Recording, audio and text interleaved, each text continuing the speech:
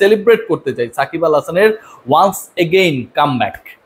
জাতীয় দলের হয়ে সাকিব আল হাসান খেলবেন কি খেলবেন না, এটা একটা $1 মিলিয়ন কোয়েশ্চেন।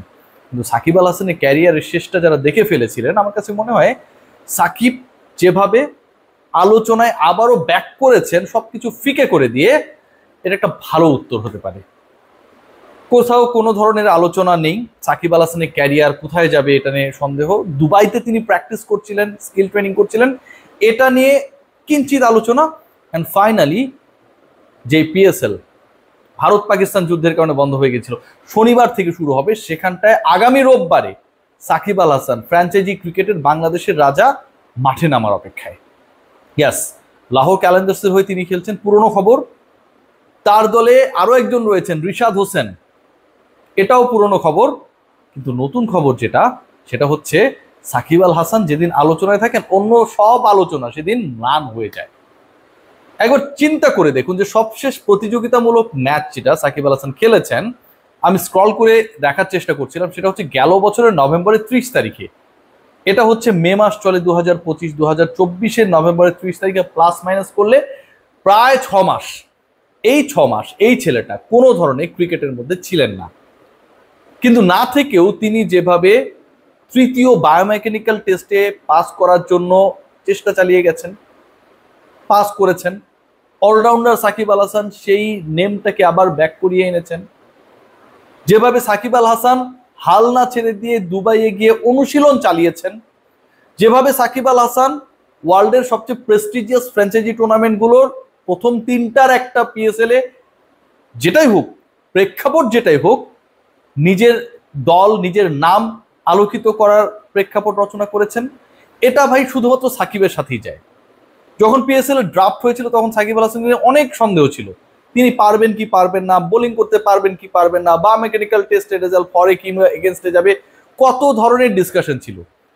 সেই পার্টিকুলার টুর্নামেন্টটি বাধ্য হয়েছে যখন বিদেশিরা পিএসএল খেলতে অনাগ্রহী, অনেকেই ভয় পাচ্ছেন, সাকিব আল হাসানকে কল করতে। সাকিব আল হাসান পিএসএল এ লাহোর ক্যালেন্ডার্সের হয়ে খেলবেন, এটা তার তৃতীয় দল পিএসএল এ। এর আগে তিনি করাচির হয়ে খেলেছিলেন, এর আগে তিনি পেশওয়ারের হয়ে খেলেছিলেন, প্রায় 200-র কাছাকাছি রান করেছেন, উইকেট নিয়েছেন। কিন্তু এবারের আগমনটা তো ভিন্ন রকম রে ভাই। এবারের আগমন তো ফুল স্টপের পরে অনবদ্য একটা নতুন লাইন শুরু হওয়া, যেটা এত সুন্দর, এত অনবদ্য, এত চমকপ্রদ যে আগের সবকিছু, সব রচনা, সব প্রেক্ষাপট, সব ভূমিকা ম্লান হয়ে যায়। এই পিএসএল সাকিব আল হাসান আমি নিশ্চিত তিনি রোববারের ম্যাচে নামবেন। শনিবার থেকে পিএসএল শুরু হচ্ছে, আপনারা সবাই জানেন। তিনি যদি খেলতে পারেন, প্রথম ম্যাচের একাদশে যদি তিনি থাকেন, আমার কাছে কেন যেন খুব বিশ্বাস করতে ইচ্ছা করে যে সাকিব আল হাসান ফাটিয়ে খেলবেন। সাকিব আল হাসান আমাদেরকে আরো একবার অনুসূচিত করবেন যে এই ছেলেটাকে নিয়ে যে ধরনের ক্রিকেটীয় পলিটিক্স হয়, ক্রিকেটের বাইরে তিনি অনেক ধরনের কর্মকাণ্ডের সাথে জড়িয়েছেন, সেটা নিয়ে যথেষ্ট ধরনের বিতর্ক রয়েছে। সাধারণ মানুষ পছন্দ করি না, আমিও পছন্দ করি না, কিন্তু ক্রিকেটীয় প্রেক্ষাপটে সাকিব আল হাসানকে নিয়ে যে ধরনের ইন্টারনাল পলিটিক্স হয়েছে, সেটা যে আসলে নোংরামি, ডার্টি পলিটিক্স হয়েছিল, সেই ব্যাপারটাকে আমার কাছে মনে হয় অনুশোচনায় ভোগানোর জন্য সাকিব আল হাসানকে তার খেলা প্রথম ম্যাচটায় পারফর্ম করাটা খুব জরুরি। যখনই সাকিবকে নিয়ে আলোচনা হয়, যখনই মনে হয় তিনি হারিয়ে গেছেন, যখনই মনে হয় তিনি ক্ষয়ে গেছেন, আর কখনো কামব্যাক করতে পারবেন না, ওই সময়টাই সাকিব যেন সর্বশক্তি দিয়ে ফিরে আসেন। দেয়ালে পিঠ ঠেকে যাওয়ার পর যে কামব্যাক করে যে সাকিব আল হাসান, এই সাকিব আল হাসান একদম অন্যরকম। সেই অন্যরকম সাকিব আল হাসানকে নিয়ে আবার একটা ভিন্ন রকম টেনশনও রয়েছে। পিএসএল নিয়ে আলোচনা করছি আমরা।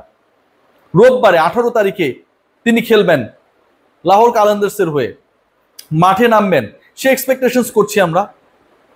রিশাদ সাকিবের একই দল, আমরা রিশাদের এখনো ফিউচারটা জানি না যে আসলে লাহোরের হয়ে কয়টা ম্যাচ খেলতে পারবেন নাকি পারবেন না, কিন্তু সাকিবের ক্ষেত্রেও তো একটা অনিশ্চয়তা তৈরি হয়েছে।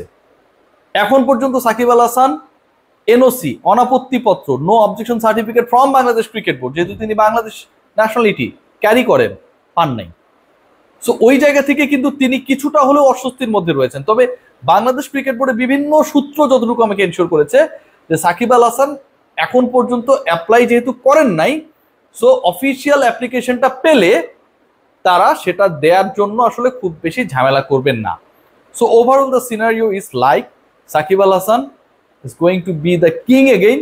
Sakib Al Hasan is going to put our hands together again.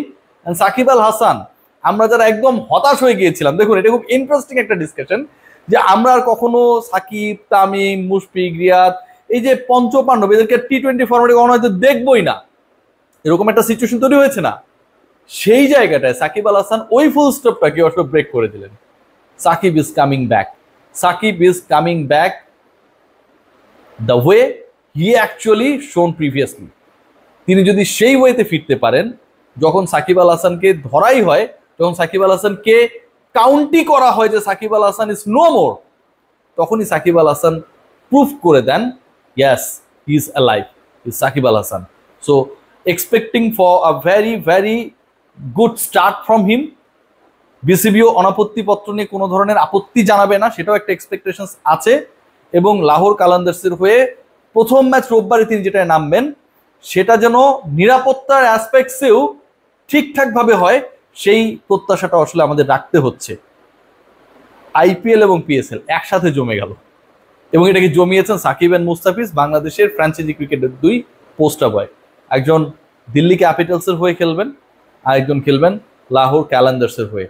So IPL এবং পিএসএল নিয়ে আমরা যারা আসলে কিছুটা হলেও হতাশ ছিলাম, আমার কাছে মনে হয় সব হতাশা অন্তত আপাতত দূর হয়ে গেছে। সবাই ভালো থাকবেন, take great care. Shakib Al হাসানের জন্য তার নিউ জার্নিতে, তার কামব্যাক জার্নিতে অনেক অনেক শুভকামনা। Take great care.